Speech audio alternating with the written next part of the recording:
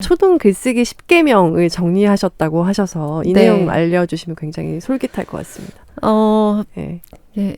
제가 아이들 글쓰기를 가르칠 때 진짜 이 정도는 함께 고민해봐도 괜찮다라고 생각되는 것만 추렸어요. 네. 그리고 이제 10가지나 들어있기 때문에 여러 가지 이야기가 들어있잖아요. 그런데 네. 특히 제가 강조하고 싶은 거는 관찰 없이 글을 쓸 수는 없어요. 조사하지 않고 글 못 쓰거든요. 네. 그런데 이걸 놓치시는 거죠. 관찰이나 조사 없이도 글을 쓸 수 있는 것처럼 생각을 하세요. 그런데 모든 작가들이 다 자료 조사하잖아요. 네. 그리고 굉장히 긴 시간 한 대상을 놓고 사색하고 엄청나게 긴 그런 통찰의 시간을 거치기 때문에 책이 나오는 것처럼 아이들 글도 똑같은 것 같아요. 그래서 관찰하고 조사하는 그 시간을 주셔야 돼요. 주셔야 되고 그래야 좋은 글이 나온다. 보셨으면 좋겠고 아이들 글을 막 고쳐주시면 안 돼요. 네. 안 하셨으면 좋겠어요.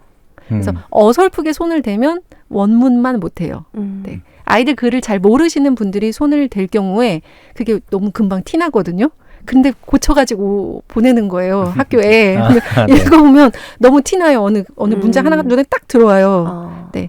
어설프게 손 대지 않으시는 게 낫다. 그리고 될 수 있으면 아이들의 원문을 살려주시면 좋겠고 어른 쓰듯이 그런 만연체로 쓰는 것을 경계하셔야 된다고도 썼어요. 네. 10계명에. 무슨 뭐 바람이 불었다 해도 되는데 바람이 옷깃을 스쳤다 하면 멋있는 것 같은 거예요. 가슴 시리도록 파란 하늘 예. 이런 거. 네, 제가 거기에 썼지만 네. 그게 실제로 학생들이 글쓰기 하는 경우예요. 이렇게 써요. 근데 그래서 어디서 이렇게 봤니? 그러면은 무슨 책에서 봤다고. 근데 그게 멋있어 보여서 썼다고. 그래서 네가 그냥 파란 하늘을 올려다 봤다라고 하는 게 선생님 훨씬 더 좋거든. 그렇게 써볼래? 이렇게 다시 지도를 하죠. 네. 근데 아이들 입말로 쓰는 것 그리고 또 어른이 섣불리 손 대지 않는 것 그리고 관찰 조사하는 것 뭐 이런 것들 강조하고 싶고 또 하나는 논술만 글쓰기가 아니라는 것도 얘기 드리고 싶어요. 그런데 글쓰기 하면 다 논술이거든요.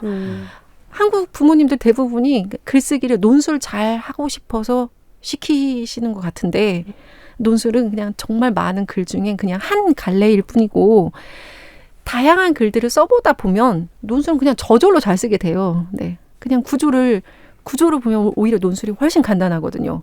그래서 모든 글들을 아이들이 찬찬히 맛보면서 즐기면서 이렇게 가는 것이 논술도 잘 쓰는 방향이지 논술만 시켰을 때는 오히려 기교만 드는 깊이 있는 글이 아니라 그냥 기교를 부리는 글이 되니까 그런 것들 경계하셨으면 좋겠고 네 그렇습니다. 근데 말씀 듣다가 좀 궁금한 게요. 그 아이들이 어떤 표현을 쓸 때 뭐 어른스럽게 쓰는 경우가 있다고 네. 하셨잖아요. 뭐 예를 들면 아까 예를 든 게 뭐 바람이 옷깃을 스쳤다. 뭐 이런 식의 아이스럽지 않은 문장을 네. 쓸 때 어떻게 보면 부모가 우리 애가 이런 표현도 쓸 줄 아네?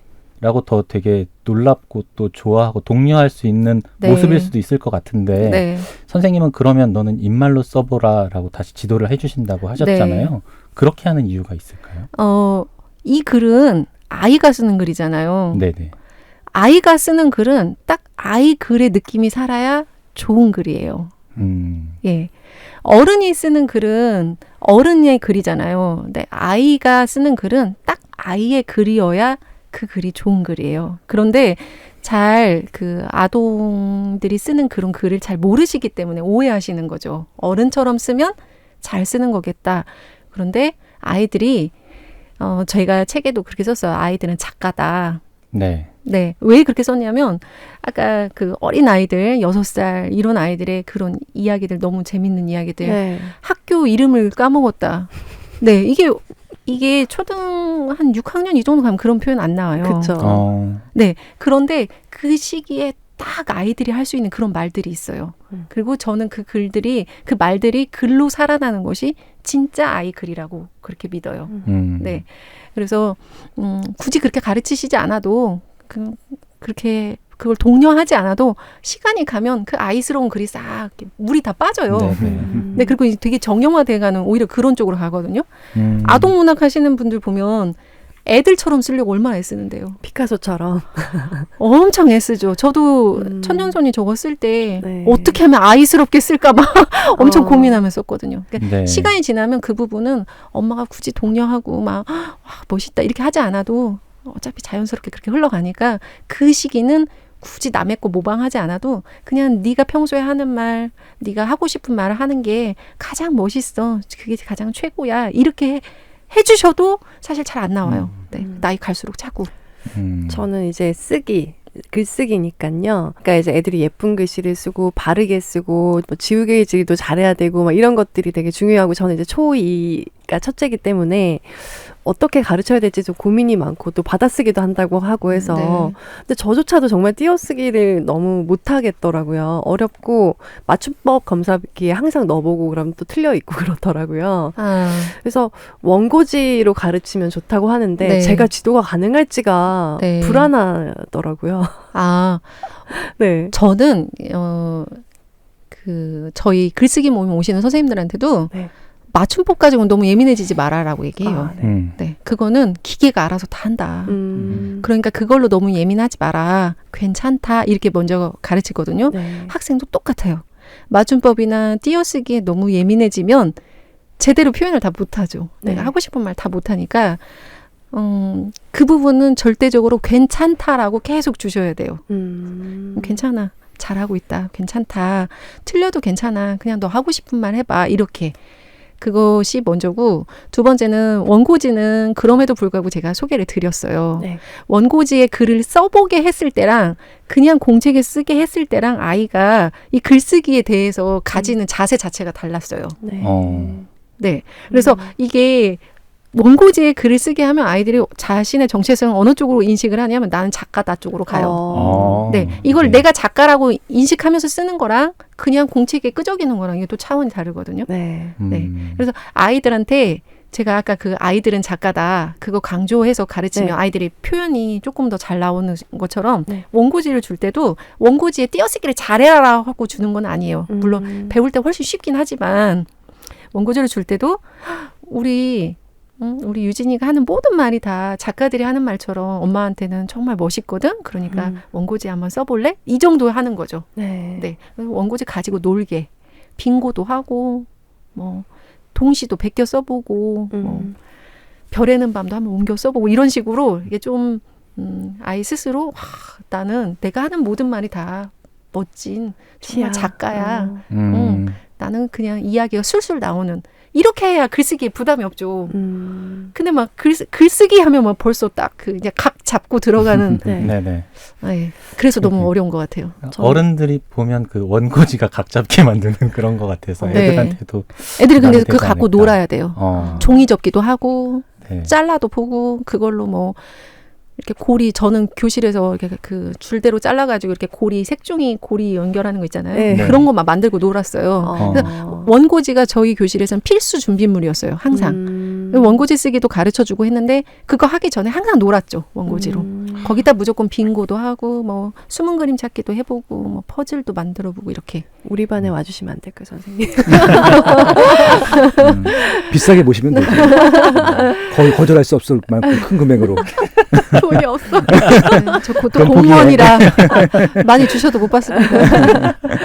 아, 네. 저는 제 개인적으로 궁금했던 게 뭐냐면 이제 저희 제 아이는 굉장히 말을 쏟아내는 편이고 표현을 너무 많이 하고 싶어 하는데 워드를 언제 가르치면 좋을까? 그런 워드. 예. 그러니까 아이가 이게 손에 힘이나 이런 거 저희도 손글씨 오래 쓰다 보면 좀 손이 아플 정도로 힘이 들잖아요. 근데 힘이 없는데 표현하고자 하는 거 너무 크고 시간이 이게 안 맞다는 생각이 드는데 그래도 천천히 쓰게 해야 하는가 아니면 얘를 좀 워드를 좀 가르칠까 이런 생각이 또 들기도 하더라고요. 그래서 어떻게 워드는 언제쯤 하면 좋을까 이런 고민이 되게 있었어요. 저는. 워드는 부모님이 네.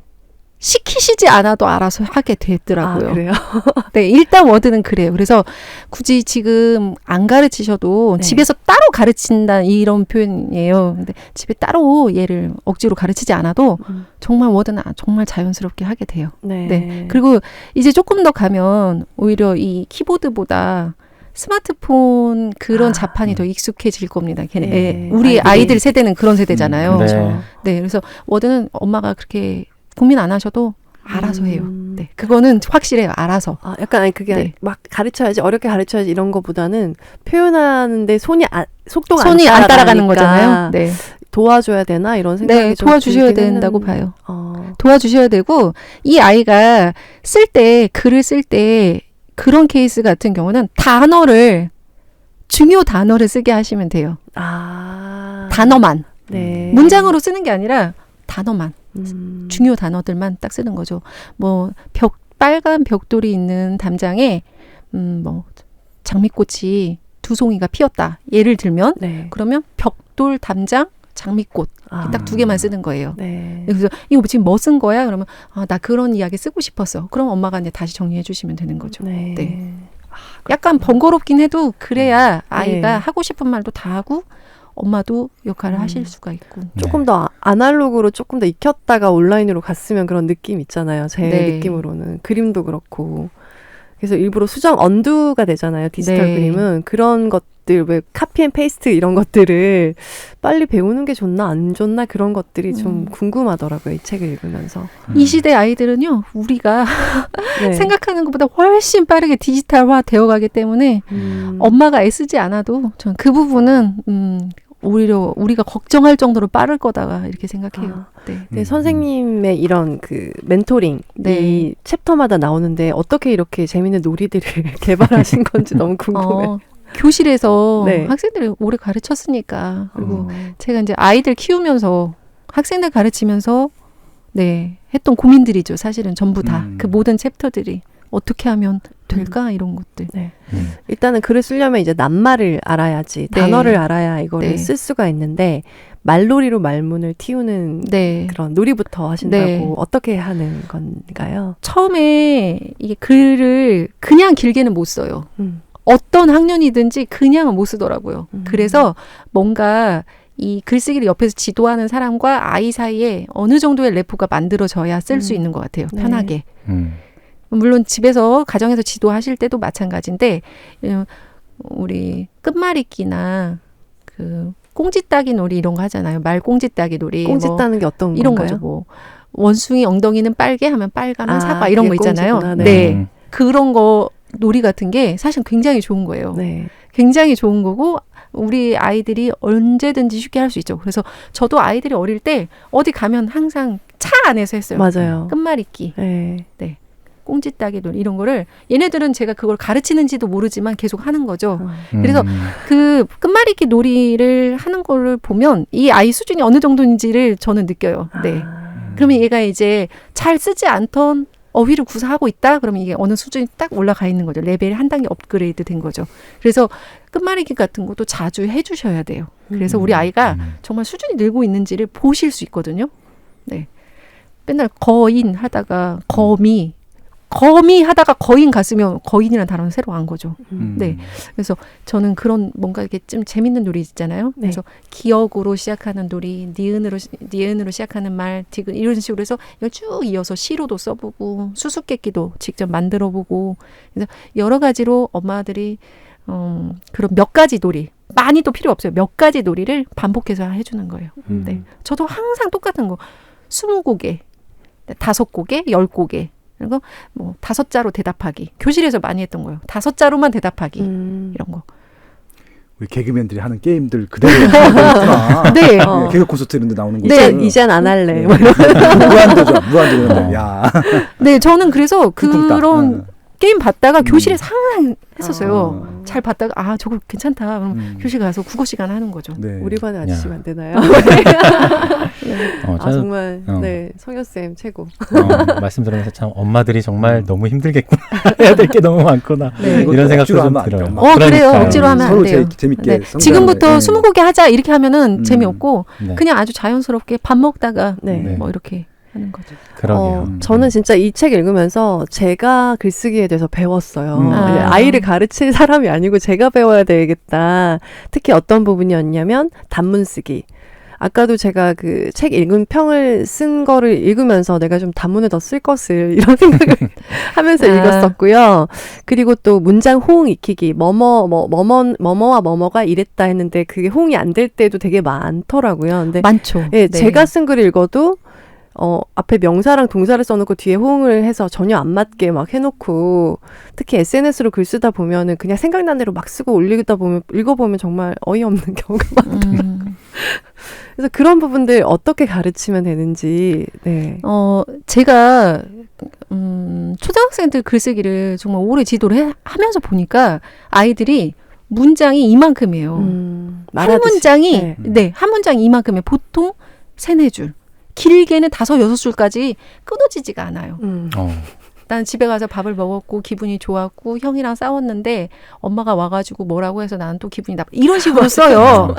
네. 그런데 이게 아이들 처음에 글을 쓰기를 지도하면 제가 아까 받아쓰기 막 엄마가 받아쓰기 이런 거 얘기하니까 그럼 계속 받아쓰면 그게 바로 말을 그대로 옮겨놓은 거예요. 네. 그런데 이런 글은 이제 말하는 사람은 무슨 말인지 알죠. 우리가 이렇게 대화를 나누면 제가 문장을 끊지 않아도 이해하시잖아요. 네. 이유는 듣기 이해력이 읽기 이해력보다 앞서 있어요. 누구나. 들으면 이해가 잘 돼. 그런데 글자로 읽으면 이해력이 떨어져요. 근데 이거는 읽는 뇌는 우리한테 그렇게 쉬운 게 아니니까요. 네. 네. 애들 글도 마찬가지거든요. 글이 이만큼이 돼버리면 읽는 사람의 독해를 고려한다면 이렇게 길었을 때는 제대로 독해를 못 해주겠죠. 그래서 글을 쓸 때 그냥 SNS에 나조라고 쓰는 글은 저는 뭐라고 써도 상관이 없다. 그런데 이게 진짜 글쓰기로 갈 때는 글을 끊어줘야 된다라고 이야기를 해요. 네. 그래야 읽는 사람이 이해할 수 있게 되죠. 그냥 나 혼자 쓰고 나 혼자 좋아할 글이라면 굳이 고민하지 않으셔도 되지만 이게 아이들 글 같은 경우는 쓰고 이 글을 나누고 같이 이야기를 하는 이런 단계에서 본다면 이 글을 어떻게 써줘야 읽는 사람이 네가 하려고 하는 말을 정확하게 이해할까 이렇게 지도가 가야죠. 그러면 자, 이 글을 옆에 지수가 읽는다고 해볼까? 그러면 이렇게 글이 길면 얘는 다 이해를 못할 수도 있어. 네가 쓴 것은 이건데 쟤는 저렇게 이해를 하겠지. 그러면 이 글에 무엇을 고쳐줘야 될까? 이제 이렇게 지도를 해주는 거예요. 그래서 처음에는 문장을 끊는 것부터 가르쳐요. 집에 가서 밥을 먹었고 하면 집에 갔다. 밥을 먹었다. 이런 식으로. 특히 한국어는 주어가 빠져도 말이 돼요. 네. 네. 집에 가니? 하면 말이 되잖아요. 네. 우리. 근데 너는 집에 가니 하잖아요. 영어는. 네. 이렇게 한국어의 주어가 생략되는 그런 특성을 본다면 아이들은 의도적으로 주어를 다시 거기다 집어넣는 것을 가르쳐 주셔야 돼요. 거꾸로. 지금 생략하고 말하는 말을 넣어서 완성시킨 문장이 말이 돼야 되는데 이렇게 하려면 자, 일단 문장을 짧게 끊어서 쓰고 이게 1단계, 2단계. 자, 긴 문장이 되었을 때 앞에 나온 주어와 뒤에 나온 수어가 2개가 말이 매끄럽게 이어져야 된다. 수식어를 싹 빼놓고 봤을 때 주어와 수어만 남았을 때 말이 돼야 되는데 이거를 말이 되는지 안 되는지를 엄마도 잘 몰라요. 네. 가르치는 선생님도 잘 몰라요. 그래서 되게 많이 고민하다가 그 문장 호응을 넣었어요. 네. 네, 문장을 길게 늘렸다가 다시 이 수식어를 싹 빼놓고 남기면 아주 굵직한 뼈대만 남으니까 이 뼈대 쓰기를 가르치게 되면 아이들이 문장을 보게 되더라고요. 정확하게. 그래서 자신들이 쓴 문장이 비문인지 아닌지를 파악할 수 있으니까 네, 그런 방법들을 소개한 겁니다. 이거 읽어보면은 이제 문장 호응 익히기 위해서 연습하는 거예요. 이렇게. 나는 간다. 나는 집에 간다. 나는 오늘도 집에 간다. 나는 오늘도 집에 늦게 간다. 이렇게 해서 나는 오늘도 집에 가기 싫어서 최대한 꿈을 떼면서 늦게 간다. 근데 이게 기본 뼈대는 나는 간다. 나는 집에 간다인 거죠. 수식어를 싹 네. 생략하고 보면 싹 빼고 보면 나는 간다만 남아야 맞아요. 네, 그냥 이거 뼈대를 아이들이 뼈대를 보는 눈을 길러주는 거예요. 이거는. 그래서 이 뼈대를 정확하게 보면 이 그 책에 쓰여진 문장이나 또는 특히 신문 기사들을 보면서 비문을 찾을 수 있게 돼요. 네. 이거 이상하다가 그러니까. 보이죠.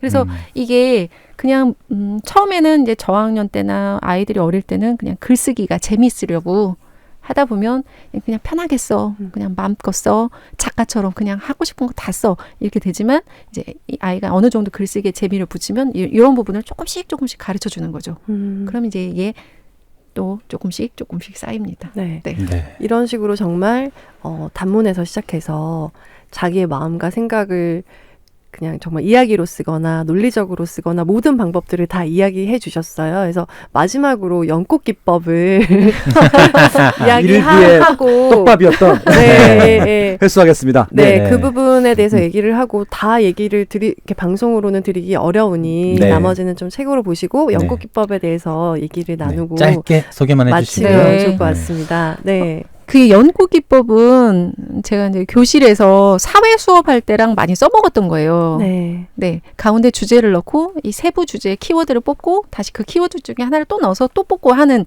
이런 방법으로 사회 수업할 때, 뭐 미술 수업할 때랑 이렇게 활용하던 건데 글쓰기를 지도를 하면서 느낀 게 이게 긴 글을 쓰려면 개요가 없으면 못 쓰거든요. 맞아요. 근데 그런데 개요라는 말 자체도 어렵잖아요. 네. 개요가 뭐야? 뭐 근데 교과서를 보면 이 개요를 잡는 게 되게 어렵게 나와 있어요. 그래서 교과서대로 가르치면 아이들이 엄청 헤매더라고요. 그래서 아, 이건 아닌데? 그냥 어떻게 하지? 하다가 고민 끝에 만들어낸 거예요. 네. 그러면 이거를 굵직한 내가 쓰려고 하는 큰 주제를 넣고 그다음 세부 주제를 뽑고 거기서 뽑고 또 뽑고 또 뽑고 해서 개요를 잡아가는 거죠. 네. 그래서 이 책 쓸 때 제가 남학생들 셋을 가르쳤어요. 네. 일부러 남학생들만. 네, 짐작하시겠지만 여학생들이랑 하면 또 여자애들은 원래 글을 잘 쓰지 않냐. 독자들이 그렇게 생각하실까 봐 일부러 남학생들만. 그것도 아주 본인들이 스스로 평범하다고 하는 아이들만. 집에서 글쓰기를 걱정하는 아이들만 불러서 가르쳤죠. 그래서 이 개요 짜는 것을 연꽃기법으로 가르쳐줬어요. 네. 그랬더니 이 아이들이 이 글을 너무 잘 쓰는 거예요. 너무 쉽게. 그래서 제가 물어봤어요. 이거를 가르친 다음에 물어봤더니 이렇게 쓰니까 글 쓰는 게 훨씬 쉽더라는 거예요. 전에는 그냥 막 쓰는 거죠. 이렇게 그냥 무턱대고 여기서부터 처음부터 쭉 써야 되는데 쓰다가 할 말이 없어. 그럼 어떻게 쓰지? 그러면 이제 지어내는 거예요. 막 필요 없는 말을 갖다 붙이게 되죠. 그런데 개요를 짜는 방법을 가르치니까 그 개요에 들어있는 아주 굵직한 문장으로 잡고 가는 거죠. 그래서 저는 이 연꽃기법 안을 적어도 3단계까지는 가셔라라고 말씀드리고 싶어요. 1단계에서는 큰 주제와 글감을 찾는 것, 2단계에서는 글감을 짧은 문장으로 표현하는 것, 3단계에서는 다시 이 잡았던 문장들을 조금 더 구체적으로 풀어주는 것. 그리고 이걸 전부 다 이으면 글 한 편이 완성이 된다는 거 어렵지 않습니다. 이게 어른 글쓰기하고 아이 글쓰기하고 다른 게 아이들 글을 훨씬 잘 써요. 그리고 훨씬 빨리 늘어요. 그러니까 방법을 정확하게 알려주시면 좋겠어요. 네. 네. 지금 말씀만 들었을 때 사실 제가 이게 그 전자책으로 한번 듣고 그다음에 종이책으로도 봤거든요. 근데 이게 그림을 못 보니까 연꽃기법이 약간 이해가 안 됐었어요. 근데 이게 이제 시각적으로 봐야지 이거구나 네네네. 바로 와닿는 거거든요. 그래서 이 부분은 유튜브에 제가 그 사진을 올려드리도록 할 테니까 유튜브로도 꼭 한번 보시면 연꽃기법이 이게 3단계를 어떻게 가는 거지를 이게 쉬운 거구나 아실 수 있을 쉬워요. 겁니다. 네. 그럼 그렇게 이제 보여드리기로 하고요. 네. 네. 저도 쓰기 되게 좋은 방법이라고 맞아요. 생각했던 게 뭐냐면 이렇게 글을 쓸 때 이렇게 목차 잡잖아요. 근데 이게 참 그 방법으로 활용하면 되게 좋겠더라고요. 네. 연꽃기법 활용해가지고 어떤 그냥 서론, 본론, 결론 할 때도 목차를 이렇게 쭉쭉쭉 차례대로 잡아가면 되게 쉽겠다 이런 생각이 많이 들었거든요. 저도 책 쓸 때 그렇게 써요. 네. 네. 그러니까요. 근데 저희 다음 주에 복주한 작가님이라고 생각정리 기획력 이런 책을 다루거든요. 근데 거기에도 그 생각 정리를 하는 거에도 이 표가 나와요. 네. 그러니까 3 곱하기 3 그 네모를 그리고 가운데에 주제를 쓰고 거기에 따른 여러 가지 생각의 그런 결들을 다 쓰고 그거에 대해서 또 정리하고 이런 방법들이 글을 쓴다는 게 어쩌면 생각을 정리하는 거니까 두루두루 쓰인다는 게 되게 재밌고 큰 도움이 될 것 같습니다. 네. 어떻게 그냥 쉽게 떠올리시려면 마인드맵 비슷하게 맞아요. 떠올리셔도 네, 될 것 맞아요. 같고 네.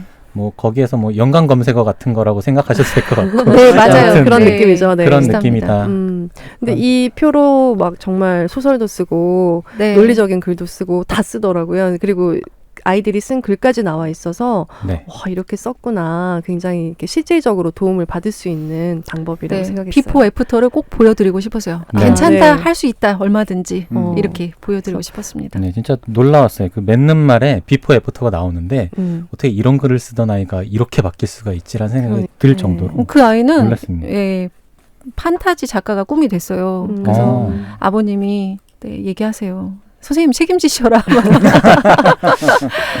요즘 뭐 네. 웹소설 작가 괜찮습니다. 그렇죠. 네. 해리포터 작가 그 조앤 롤링. 조앤 롤링인가요? 네. 조앤 K 롤링. 네, 조앤 롤링이 될지 누가 알겠습니까?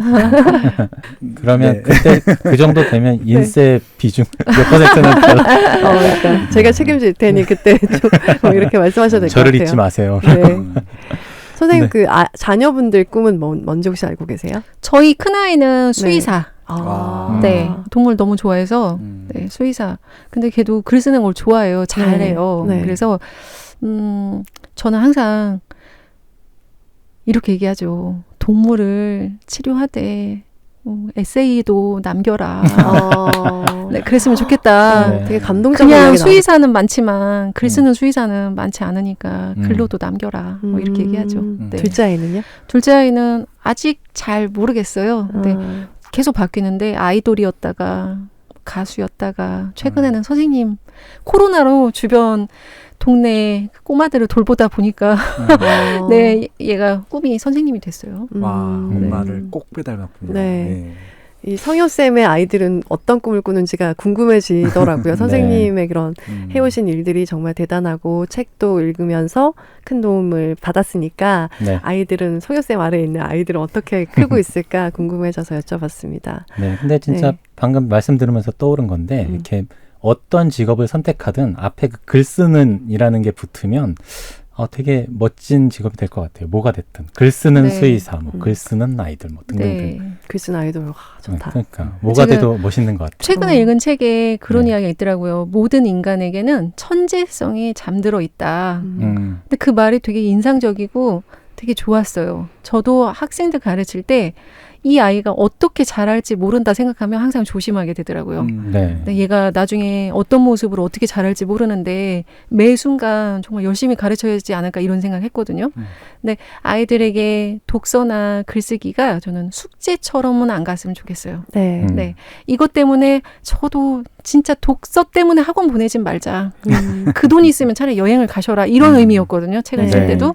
글쓰기도 어렵게 생각하지 말고 그냥 재밌게 즐기면서 그러다 보면 이제 점점 쌓여가는 거니까 글쓰기에 대해서 너무 이렇게 막 우리 아이 논술도 잘해야 되는 이렇게 하지 마시고 시작부터 그냥 문장 쓰기부터 가는 거죠. 단어 아까 재밌는 단어 찾으면 그런 이야기하고 짧게 썼던 글들 보여주면서 네. 네가 어렸을 때 이렇게도 얘기했어.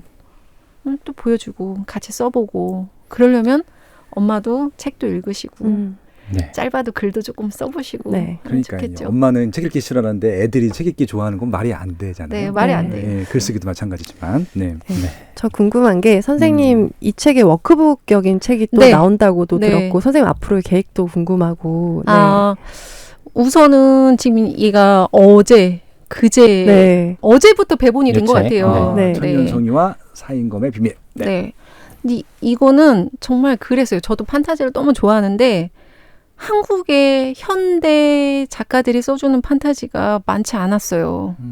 그래서 반지의 제왕, 해리포터 저도 아이들이랑 같이 읽었어요. 학생들이랑 네. 교실에서 같이 읽었는데 항상 뭔가 아쉬웠어요. 그리스 로마 신화는 막 잘잘 깨요 애들이. 그렇죠. 근데 우리나라의 판타지 하면 생각나는 게 신과 없는 거예요. 함께 신과 함께. 예. 그것도 그런- 약간 그 동양 설화들을 네, 다 맞아요. 묶어서 거기서 그런 거죠. 해운맥을 들고 다니는 게 사인검이에요. 아 진짜요? 예. 오. 근데 사인검이 실제 우리나라 그 조선왕조 실록에 나오는 검이에요. 아. 중종이 하사했다 이렇게 나와요. 네. 근데 그런데 이야기들이 정말 우리 아이들한테 한국에도 되게 재밌는 신화가 많구나. 판타지적인 그런 세계가 한국에도 있어? 이거랑 그냥 무턱대고 일본 네. 책 제목을 언급하긴 그렇지만 네. 엄청 많이 보잖아요. 맞아요. 그래서 어릴 때 아이들이 읽는 책 정말 중요하다는 점에서 그런 이야기들을 쓰고 싶었어요. 그래서 지금 천년손 이거는 어린이 아주 어린 아이들이 보는 책인데 지금 이제 청소년 버전도 작업을 하고 있어요. 네, 그 책도 계속 쓰고 싶고 얘도 이제 잘 되면 시리즈로 나오지 않을까요? 영화로 볼 수 있는 날이 오지 않을까? 네. 네. 그런 거 판타지 한국식 판타지도 계속 작업을 하려고 하고요. 이제 글쓰기도 엄마들한테 같이 써보자라는 의미에서 엄마를 위한 글쓰기. 엄마가 엄마 자신에게 주는 약간 힐링하고 스스로가 스스로를 치유하고 위로하는 그런 글쓰기. 엄마들도 같이 해보자. 이제 그런 책 기획하고 있고요. 지금 얘가 나올 때 인터넷에서 구매하시는 분들을 위한 프로모션 상품으로 조그만 워크북을 제작을 했어요. 네. 근데 제가 책을 쓰면서도 생각했던 게, 이게 어린이용 책이 나와야 애들이 집에서 조금이라도 한 번이라도 해볼 텐데, 맞아요. 책에 아무리 좋은 거 실어놔도 이 양식을 또 부모님들이 따로 또 만들어야 하잖아요. 그렇죠. 아무리 간단해도. 그래서 좀 아쉽다 이런 부분이 있었는데 책을 프로모션 상품으로 그걸 얇게 하나 제작을 했는데 이게 또 반응이 너무 좋은 거예요. 독자님들이 출판사는 본인들이 직접 요청을 하셨어요. 팔 수 없냐. 네. 그래서 그거를 지금 1, 2, 3, 4단계로 기본부터 방학편까지 제작을 했죠.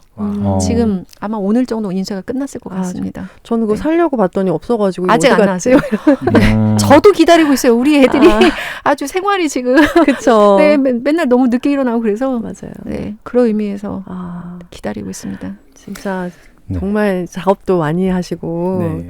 또 의욕적으로 왕성한 정말 활동하고 계신 것 같아요. 네. 네. 참 요즘같이 집 밖으로 못 나가는 때에 정말 부모님이 아이들과 독서 습관 그리고 글 쓰는 습관 어떻게 하면 좋을지 전혀 감이 없는 분들한테 정말 좋은 책이 될 거다 네. 이런 생각 많이 들고요. 이 책 한 권이면 여러분들의 사교육비를 줄이고 해외여행을 갈 수 있는 돈이 마련이 됩니다. 네. 네. 초등공부 독서로 시작해 글쓰기로 끝내라. 꼭 한번 읽어보셨으면 좋겠습니다. 네. 네. 아쉽지만 또 김성윤 선생님과 2시간 가까이 이야기를 나눴어요. 꽉 채웠네요. 아주. 네. 지금 말이 안 이어진 거 아세요? 아쉽지만 2시간 가까이 이야기 나눴어요. 넘어가세요. 잘 안 돼. 네, 아쉽지만 또 2부도 여기서 마무리를 하겠습니다. 네. 선생님 감사합니다. 네, 감사합니다.